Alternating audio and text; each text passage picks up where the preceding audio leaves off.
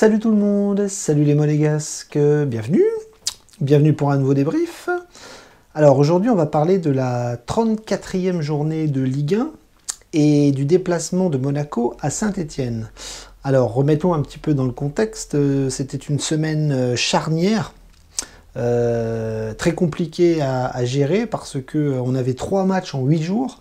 Et dont 2 matchs cette semaine. Et on avait vu que le début de semaine s'était bien passé parce qu'on avait remporté le derby 1-0 et que Monaco confortait en fait son actualité très positive avec une forme olympique, des victoires à l'appel, à la chaîne, 3 points sur 3 points. Enfin, Monaco marche sur l'eau en cette fin de saison. Ce qui est assez aberrant quand on voit le scénario de la saison, qui a quand même été catastrophique sur la période Braga, Reims et compagnie. Donc on était un petit peu au fond du trou il y a quelques mois. Et Monaco arrive à faire une fin de saison en trombe avec une remontada assez exceptionnelle. Donc on enchaînait 5 victoires d'affilée, Paris, Metz, Troyes, Rennes, Nice, et là on allait dans le chaudron. Alors sur le papier on avait toutes nos chances, on avait absolument tout pour que les feux soient ouverts, si je peux me permettre la petite blague. Et le problème c'est que moi j'avais un peu peur du temps de récupération un peu court entre Nice et Saint-Étienne, mais vous allez me dire, Saint-Étienne avait aussi très peu de jours de récupération, donc ça revenait au même.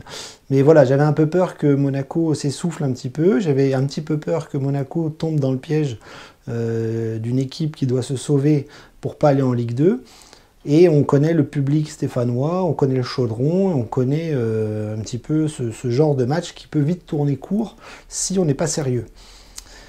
Donc le contexte était quand même assez favorable pour tout le monde, pour l'entraîneur, pour les joueurs, pour nous les supporters, parce que tout le monde était là, parce qu'on était très fort et qu'on était sur une dynamique ultra positive. Et au niveau des absents, en fait, on avait Aguilar qui était malade. Apparemment, il a eu le Covid, alors en espérant qu'il n'y ait pas un cluster la semaine prochaine. Mais Aguilar était malade, avait le Covid, et Diatta n'était pas de retour. C'est normal, il ne jouera plus cette saison. Et Fabregas qui rejouait un petit peu au foot, mais qui visiblement s'est encore fait mal. Donc voilà, je ne le compte plus parmi l'effectif.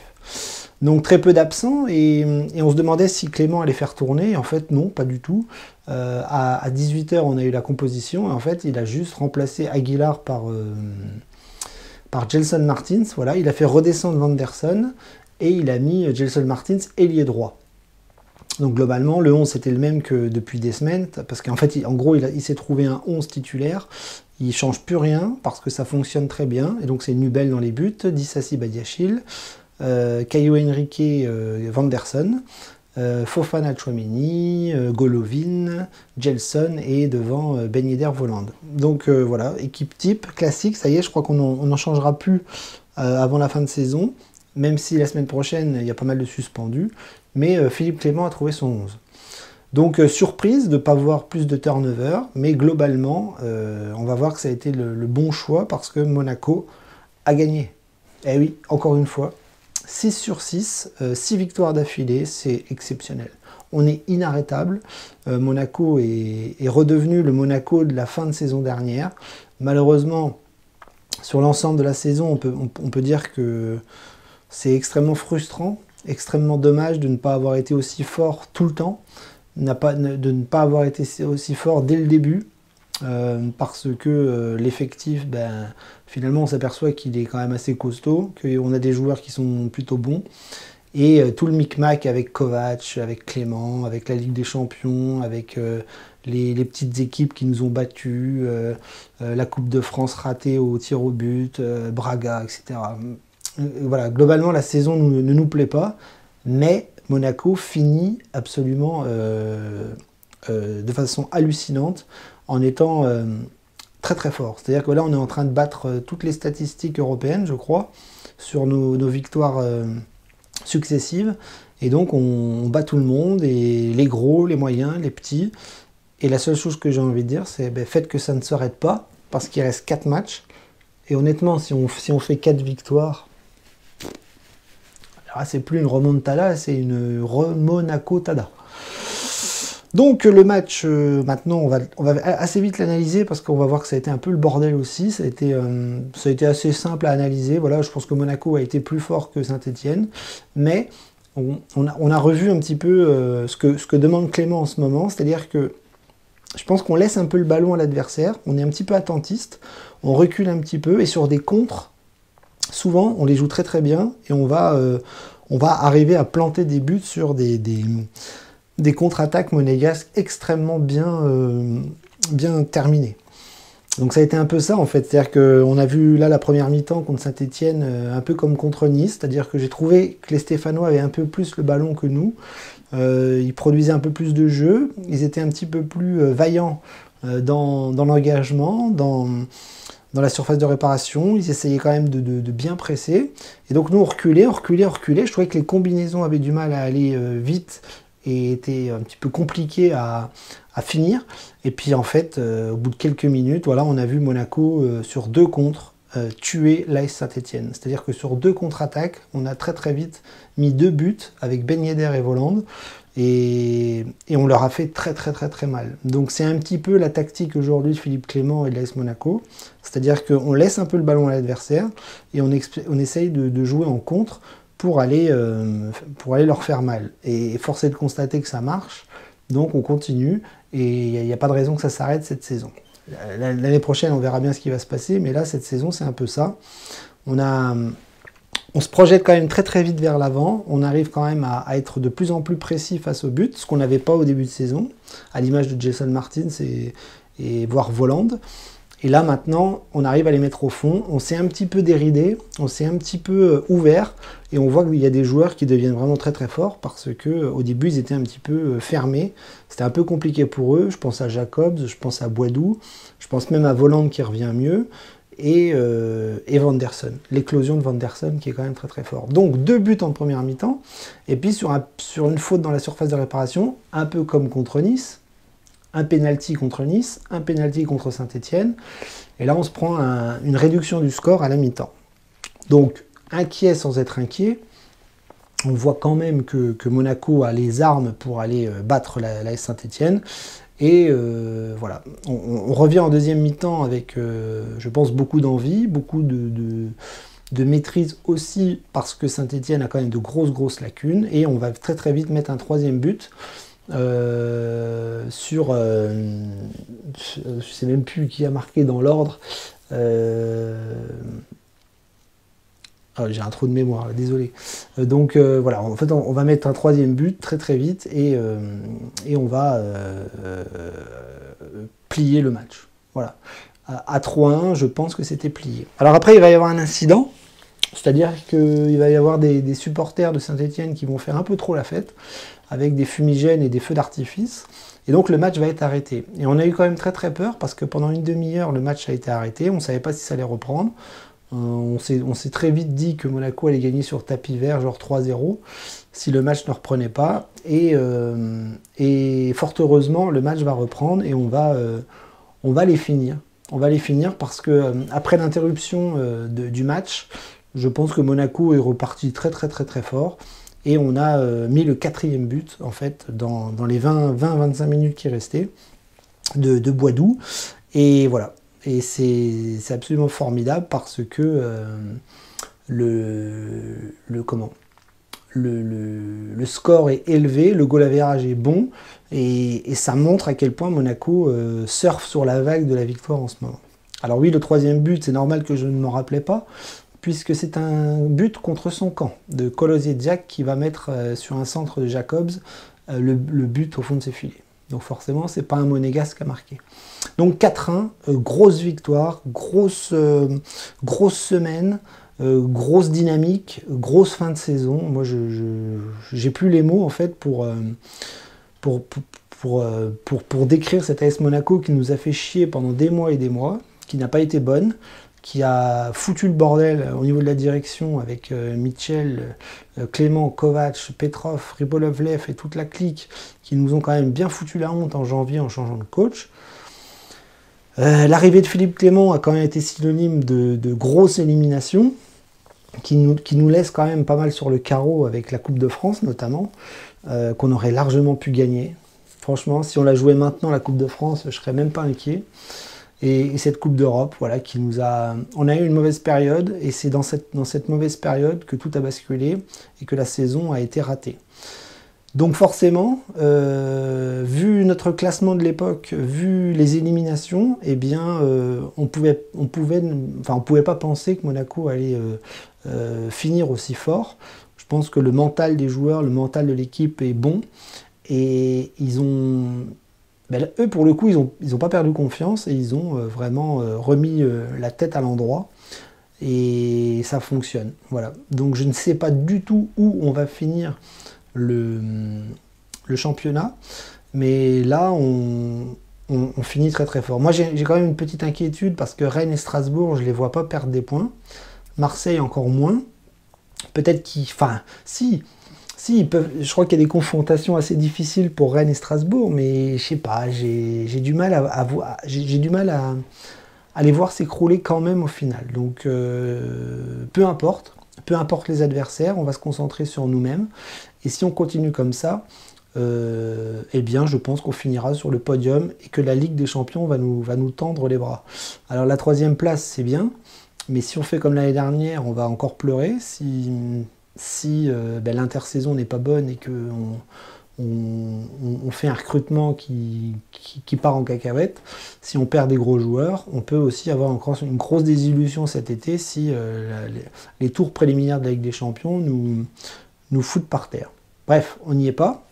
On va surtout penser aux 4 matchs qui restent, et si on fait 12 points, eh bien on pourra juste dire bravo à cette équipe qui aura fini très très très très fort. Alors, est-ce que j'analyse un petit peu les joueurs de ce soir? Oui, on peut dire que Nubel est nul sur les pénaltys, c'est pas grave, il a d'autres qualités, il fait quand même de jolies choses ici et là en cette fin de saison, mais sur les tirs au but, encore ce soir et encore contre Rennes, on a vu que il les prend tous. Voilà, donc gros point noir sur les pénaltys avec notre gardien allemand. Défensivement, on a été plutôt pas mal. Globalement, Diachi, Disasi, assez costaud, assez solide. On a fait des petites erreurs ici et là défensives, mais globalement, on a maîtrisé le match. Derrière, on était costaud, et on peut que tirer le chapeau à cette charnière centrale qui ne sera pas là la semaine prochaine, parce que Disasi est suspendu, donc on va sûrement revoir le Chilien. Et espérons qu'ils se mettent dans le moule de la victoire. Sur les côtés, eh bien, Vanderson et Caio Henrique ont fait un bon match aussi. Alors Vanderson, il est quand même très très fort en ce moment quand il joue devant. Là, il a rejoué un petit peu derrière. Donc il s'est apprêté un peu plus à défendre. Mais voilà, des belles montées, des belles combinaisons, plutôt propres. Et puis après, il est très très vite monté parce que Gelson Martin s'est blessé. Et c'est Sidibé qui est rentré. Donc Caio Henrique a fait un bon match, des bons centres, des bonnes combinaisons sur le côté gauche, Vanderson aussi. Et donc voilà, pas grand chose à dire, le travail a été fait. Fofana, Tchouaméni aussi, voilà, très bien, très costaud, peut-être un peu perdu en début de match avec des récupérations un peu difficiles, mais voilà, ils sont montés en puissance, ils ont fini très très fort, à l'image de Tchouaméni, qui a encore pris un carton jaune, qui a encore provoqué un penalty, et qui pour ma part, je trouve qu'il prend un peu trop de cartons jaunes. Voilà, donc il va être suspendu la semaine prochaine lui aussi, Disasi et Tchouaméni. Vanderson aussi sera suspendu, donc autant vous dire que la semaine prochaine, on va avoir beaucoup de turnover, et j'espère qu'on ne va pas se planter contre Angers à cause de ça. Bref, on n'y est pas. Mais voilà, un bon match du milieu de terrain. Golovin et Gelson aussi ont essayé un petit peu de provoquer, de faire la différence. Mais je vous dis, en première mi-temps, c'était un peu compliqué. On les a tués quand même assez vite sur deux occasions, 2 attaques. Mais on a quand même pas mal subi, on a pas mal reculé, et je ne nous ai pas trouvé très flamboyants en première mi-temps, même malgré la maîtrise collective. Tchouaméni Fofana, j'en ai parlé, plutôt costaud globalement. Ben Yedder, Volante, très fort parce que c'est eux qui ont tué le match en première mi-temps. Voilà, 2 buts. Ben Yedder très très tôt. Belle percée aussi de Volante. Donc quand Yedderland se met à remarquer des buts, il faut le souligner parce que ça montre que l'équipe va bien et que la finition est là. Donc super content des 2 buts de nos attaquants. Alors après il y a eu les remplaçants, je trouve que Sidibé n'a pas fait une bonne rentrée, j'ai trouvé un peu à l'ouest, ça fait longtemps qu'il n'a pas joué, ça s'est vu. On a retrouvé le Sidibé un peu brouillon, un peu maladroit, un peu perdu dans ses interventions. Bon, voilà, c'est Sidibé. On voit bien que Aguilar est passé devant et que Vanderson aussi est passé devant dans la hiérarchie. Au niveau des rentrées, Boadou qui a marqué un but, super content pour lui. Le 4e but monégasque est formidable avec une super combinaison entre une récupération de Vanderson, une passe de Volland et un super ballon en retrait de Jacobs. Voilà, une combinaison collective magnifique. Et Boadou à la finition. Super, je vous l'ai dit, hein, super content que Boadou remette des buts et ressourit enfin. C'était vraiment à l'image de la saison, du début de saison où rien n'allait pour lui et rien n'allait pour l'équipe. Et là, on voit qu'en fin de saison, c'est tout le contraire. Tout va mieux. Qui est rentré de marquant? Maripane est rentré, Matazo est rentré, et je ne sais plus qui. Je ne sais plus. Je sais plus. En tout cas, c'est Boadou qu'on va remarquer sur cette rentrée. Et Jacobs aussi, pardon, qui lui aussi est pas mal en ce moment et fait assez mal sur le côté gauche quand il rentre. Voilà, donc globalement, j'arrête là. Je trouve que l'équipe n'a pas fait un grand match sur le plan du football, mais a été d'un réalisme extrêmement puissant. Et du coup, voilà, le score en est la parfaite illustration. Voilà, on a quand même bien maîtrisé défensivement. Et on a réussi à claquer les buts quand il fallait, en sachant qu'après l'arrêt du match, on a été encore plus fort. Voilà, donc l'objectif du match est atteint, l'objectif de la semaine est atteint. On a tous les objectifs, tous les feux sont verts, si je peux me permettre l'expression. Tous les feux sont verts, tous les points sont là, toutes les victoires sont là. On est inarrêtable et il faut juste que ça continue. 4 matchs. Alors, je ne vais pas faire de prévision. Je vais juste penser à la semaine prochaine. Angers, c'est un match chez nous, c'est un match à notre portée, c'est un match qu'on a remporté, je crois, à l'aller. Donc il y a tous les ingrédients pour avoir une nouvelle victoire et continuer notre progression. Et pourquoi pas être sur le podium fin de semaine prochaine si l'équipe fait le boulot. Alors je vous l'ai dit, il va y avoir pas mal d'absents, pas mal de suspendus. Il va falloir composer avec de nouveaux joueurs. Peut-être que Jean-Lucas va revenir. Je ne sais pas si Gelson est encore blessé longtemps, parce que là, visiblement, il s'est fait mal à l'aine. Alors, on verra bien s'il est là. Mais voilà, Vanderson pas là, Dissassi pas là, Tchouaméni pas là. Ce sont des cadres, et il faudra que les remplaçants fassent le taf face à un SCO d'Angers qui est quand même largement battable, même avec nos remplaçants. Enfin, j'espère. Donc voilà, donc je vous laisse là, je vous laisse savourer cette semaine formidable, cette remontée formidable et cette situation monégasque qui est quand même assez inattendue, mais profondément appréciable. Vraiment. À la semaine prochaine, bonne semaine à tous, profitez bien, et le SCO d'Angers, on arrive.